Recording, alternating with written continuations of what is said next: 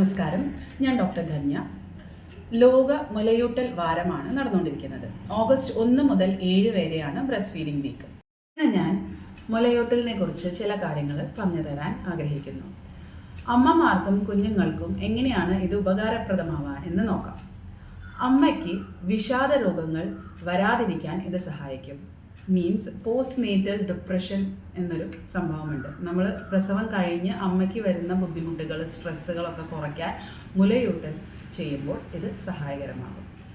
അമ്മയ്ക്ക് വരുന്ന ഭാരം, അമിതമായിട്ടുള്ള ഭാരം മുലയൂട്ടലിലൂടെ നമുക്ക് കുറയ്ക്കാൻ സാധിക്കും. അതേപോലെ തന്നെ യൂട്രസിൻ്റെ ആ ഒരു യൂട്രസ് ചുരുങ്ങാൻ ഇത് സഹായിക്കുന്നു. പിന്നെ അമ്മയും കുഞ്ഞിനും ഉള്ള ഒരു ആത്മബന്ധം നിലനിർത്താൻ ഇത് വളരെയധികം സഹായകരമാണ്. കുഞ്ഞിനെ സംബന്ധിച്ച് നോക്കുമ്പോൾ മുലയൂട്ടുമ്പോൾ കുഞ്ഞിന് ആരോഗ്യമായുള്ളൊരു വെയിറ്റ് നിലനിർത്താൻ സാധിക്കും. കുഞ്ഞിന് കറക്റ്റായിട്ടുള്ള ന്യൂട്രിയൻസ് ഈക്വൽ എമൗണ്ടിൽ കിട്ടാൻ ഇത് പ്രത്യേകം സഹായകരമാണ്. പിന്നെ അലർജി പോലെയുള്ള അസുഖങ്ങൾ കുഞ്ഞിന് വരാതെ ശ്രദ്ധിക്കാം.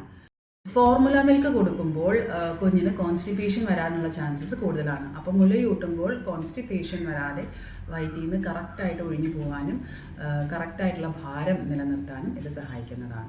ഇതെല്ലാം നമുക്ക് വേണമെങ്കിൽ കുഞ്ഞിന് കറക്റ്റായിട്ടുള്ള ഒരു രോഗപ്രതിരോധ ശേഷിയാണ് ഏറ്റവും ഇമ്പോർട്ടൻ്റ്. അതേപോലെ ഇത് ഇമ്മ്യൂണൈസ് ചെയ്ത് വയ്ക്കാനും കുഞ്ഞിന് ഒരു രോഗങ്ങളും വരാതിരിക്കാനും മുലയൂട്ടാൻ നിങ്ങൾ പ്രത്യേകം ശ്രദ്ധിക്കുക.